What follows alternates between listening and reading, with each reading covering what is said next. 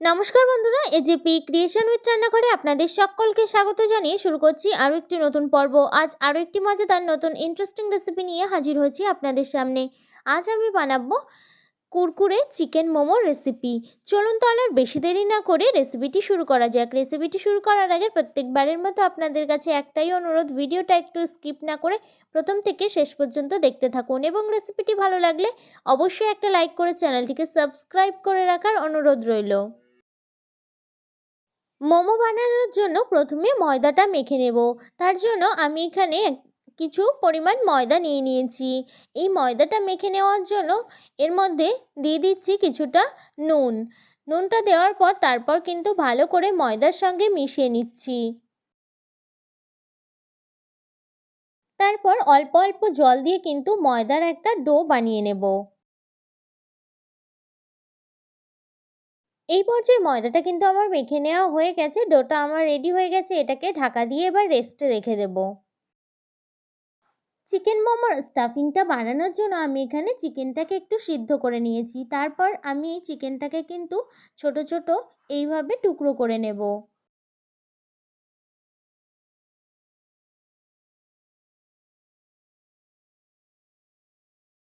চিকেনটাকে খুব সুন্দরভাবে টুকরো টুকরো করে নেওয়া হয়ে গেছে। তারপর স্টাফিংটা বানানোর জন্য আমি এখানে কড়াইতে তেল গরম হতে বসিয়ে দিয়েছি।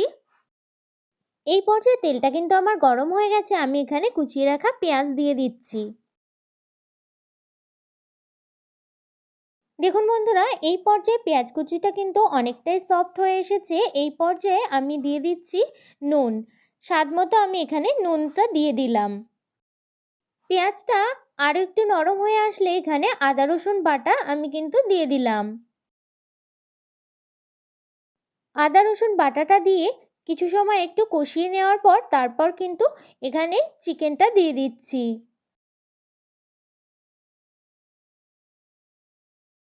ঝালের জন্য দিয়ে দিচ্ছি শুকনো লঙ্কা গুঁড়ো, দিয়ে দিচ্ছি সামান্য একটু গোলমরিচ গুঁড়ো, দিয়ে দিচ্ছি একটু জিরে গুঁড়ো, আর দিয়ে দিচ্ছি একটু রঙের জন্য কাশ্মীরি লঙ্কা গুঁড়ো।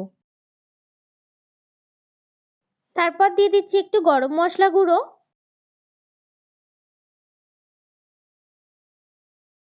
তারপর আমি এখানে চিকেন সিদ্ধ করে রেখেছিলাম সেই জলটা আমি কিন্তু এখানে একটু দিয়ে দিলাম।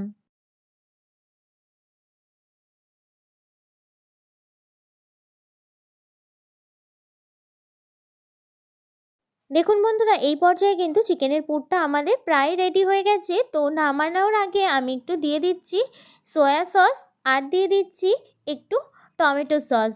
দুটো দিয়ে ভালো করে কিন্তু মিশিয়ে 1-2 মিনিটের মতো একটু নাড়াচাড়া করে তারপর এই স্টাফিংটা নামিয়ে নেব। নামিয়ে ঠান্ডা করে নেব। এবার ডোটা থেকে কিন্তু আমি লেচি কেটে নেব। এই পর্যায়ে লেচি কেটে নেওয়া হয়ে গেছে। আমি যেমন ছোট ছোট করে লেচি কেটে নিয়েছি আপনারাও ঠিক তেমনভাবে কেটে নেবেন। তারপর একটা বেলনির সাহায্যে কিন্তু লুচির মতো বেলে নেব।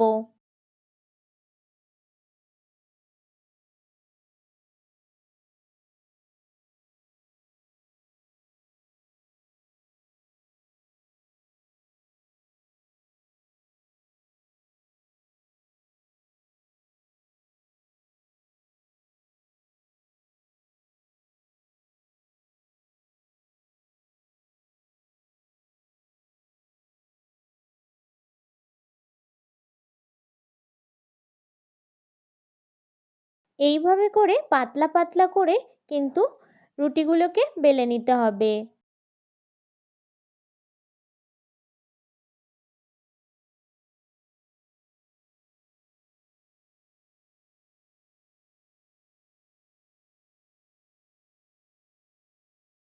এই পর্যায়ে সব রুটিগুলো কিন্তু আমার বেলে নেওয়া হয়ে গেছে। যেহেতু আমি একটু হালকা ময়দা ছড়িয়ে বেলেছি তাই জন্য কিন্তু একসাথে লাগবে না।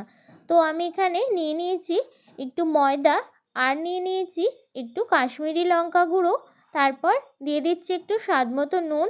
সমস্ত উপকরণগুলোকে ভালো করে মিশিয়ে নেব। মিশিয়ে কিন্তু তারপরে আমি দিয়ে দিচ্ছি এখানে একটু জল। এটা কিন্তু একটা ঘোল বানিয়ে নেব। এই পর্যায়ে ময়দার ঘোলটা কিন্তু আমাদের বানিয়ে নেওয়া হয়ে গেছে। তারপর আমি এখানে নিয়ে নিয়েছি কর্নফ্লেক্স। কর্নফ্লেক্সগুলোকে একটু হাতের সাহায্যে গুঁড়ো করে নিচ্ছি।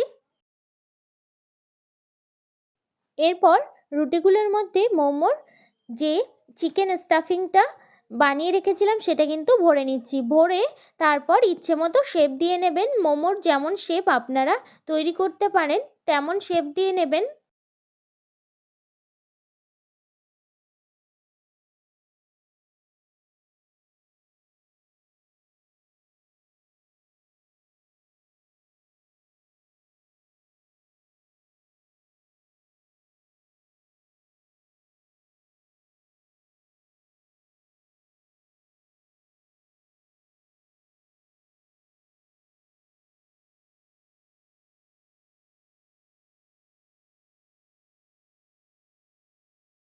ওই সেমভাবে আমি কিন্তু কিছু মোমো এখানে বানিয়ে নিয়েছি। তারপর আমি এখানে যে ঘোলটা বানিয়ে রেখেছিলাম সেই ঘোলটার মধ্যে কিন্তু এক একটা করে মোমো এইভাবে করে দিয়ে দেব। দিয়ে তারপর কিন্তু কর্নফ্লেক্সে কোট করে নেব।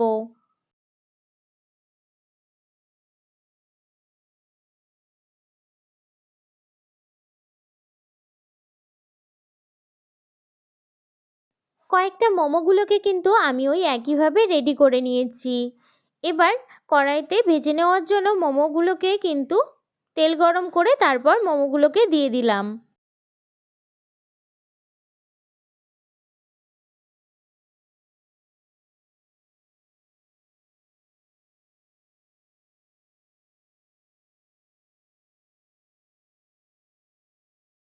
এই পর্যায়ে উল্টে পাল্টে খুব সুন্দর করে কিন্তু লাল লাল করে আমি এখানে মোমোগুলোকে ভেজে নিয়েছি।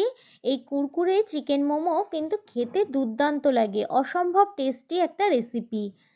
তো একইভাবে কিন্তু ওই বাকি মোমোগুলোকেও ভেজে নেব।